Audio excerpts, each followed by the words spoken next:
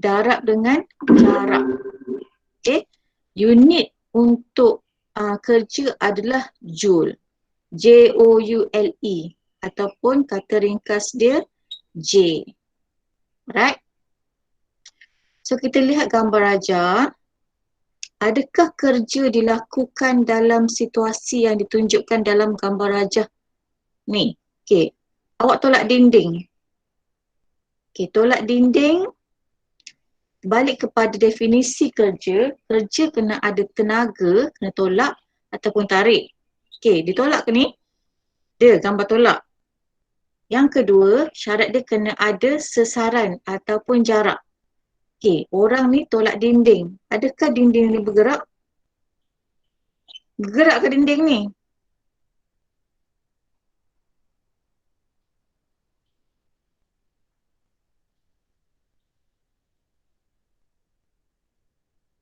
Okay, soalan dia, adakah kerja dilakukan dalam situasi yang ditunjukkan dalam gambar foto ini?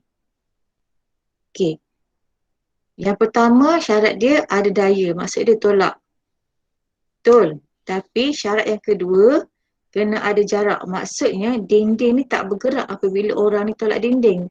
So tak ada pergerakan, tak ada perubahan kedudukan bagi dinding. Jadi dalam gambar rajah ni tiada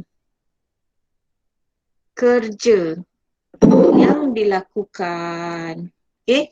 Dalam gambar rajah ni sebenarnya tak ada kerja. So dia tolak dinding ni adalah kerja yang sia-sia sahaja. Okay. So ini maksudnya kerja. Kena ada daya, kena ada perubahan jarak lah ataupun kita panggil sebagai sesaran. Okay, dah settle objektif yang pertama. Kita pergi kepada objektif yang kedua. Kita nak tengok contoh kiraan yang melibatkan kerja dalam aktiviti harian. Okay, so gambar rajah aktiviti B ni semua cikgu ambil dalam konteks lah, boleh rujuk kemudian. Okay, untuk aktiviti B, ada seorang budak ni, dia tolak troli sejauh 5 meter dengan daya 10 Newton. Okey, berbalik kepada definisi kerja, work sama dengan daya, darab, sesaran ataupun jarak. Okey, so gambar rajah ni, adakah ada perubahan jarak? Ya, ada perubahan jarak iaitu troli ni bergerak sejauh 5 meter. Okay, yang kedua, adakah daya dikenakan ke atas troli ni? Ya, sebab bila dia nak gerakkan troli ni, dia kena tolak. So, tolak sebanyak 10 Newton. Okay, so dalam gambar rajah ni, wujud kerja. Okay, gambar rajah C. Menarik laci sejauh 30 cm. Maksudnya, ada perubahan jarak.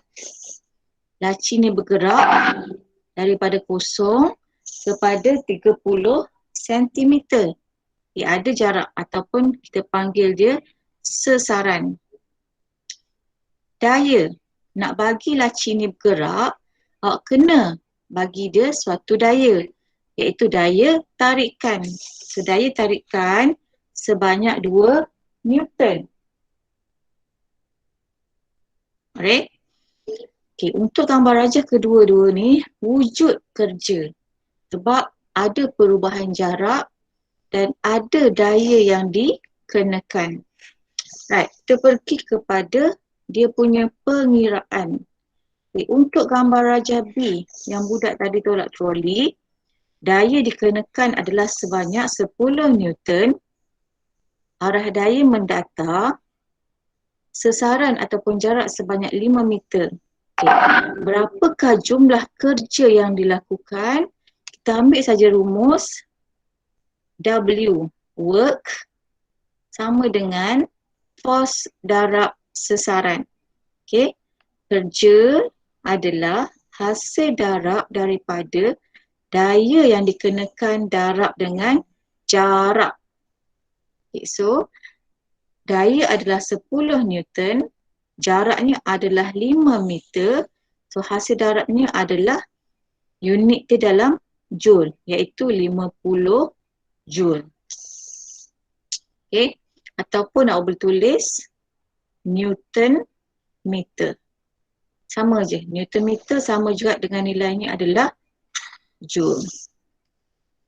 Okey, gambar rajah C pun sama. Diberi daya yang dikenakan, iaitu kita tarik dengan daya sebanyak 2 Newton, arah yang mendatar serta perubahan jarak sebanyak 0.3 meter. Okay, banyak mana kerja yang dilakukan? So darab dengan daya, darab dengan jarak. So hasilnya adalah 0.6 joule. Okay, maksudnya untuk aktiviti C ni dia tak berapa banyak kerja yang perlu dilakukan berbanding dengan gambar rajah B. Okay.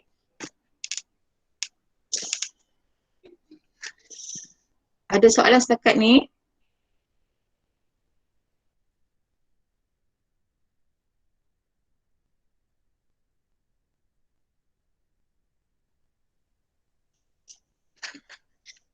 Okay. Ini dalam gambar rajah simple, kita pergi kepada contoh soalan. Macam mana kita nak kira kerja yang dilakukan. Okey, contoh 1. Rajah 7.2 menunjukkan seorang murid yang mempunyai berat badan 400 Newton dengan beban di tangannya 100 Newton. Okey, ni dia dah bagi daya dalam unit Newton. Kalau dia bagi dalam nilai kilogram, akan tukar siap-siap. Maksudnya 1 kg bersamaan dengan 10 Newton, iaitu tarikan graviti yang dikenakan ke atas setiap kilogram. Okay. Berat badan 400 Newton, lajar ni 400 Newton, ditambah dengan beban kotak ni sebanyak 100 Newton, menaiki tangga dengan tegak jaraknya sebanyak 3 meter. Okay. Soalannya, hitung kerja yang dilakukan. Okay. Kita ingat balik dia punya rumus. Kerja adalah bersamaan dengan hasil darab, daya yang dikenakan, darab dengan sesaran. Okay. Daya dia banyak mana? So, daya dia adalah hasil tambah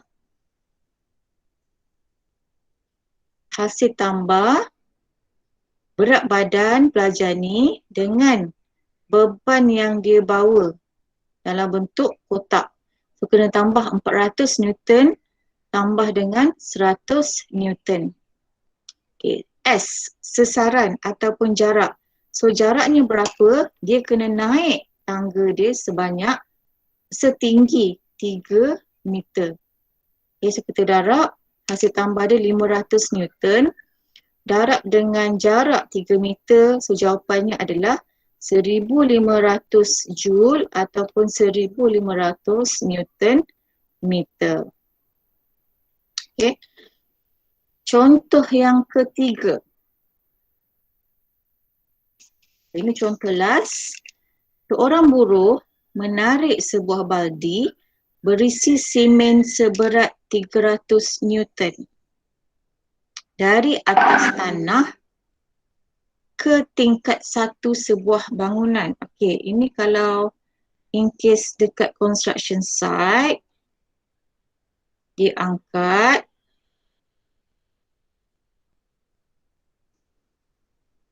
Okey, dia angkat satu baldi berisi semen seberat 300 Newton daripada atas tanah ke tingkat 1 dengan menggunakan sistem takal. Dia tariklah.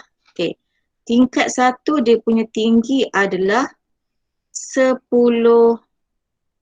meter daripada tanah. berapakah kerja yang dilakukan oleh buruh itu?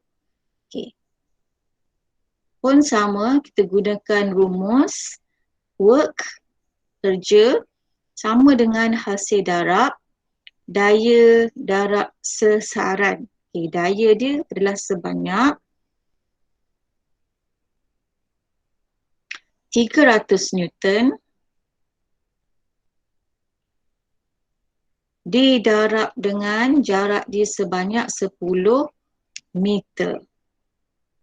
So 300 darab 10, hasil darabnya adalah 3000 Joule. Okay.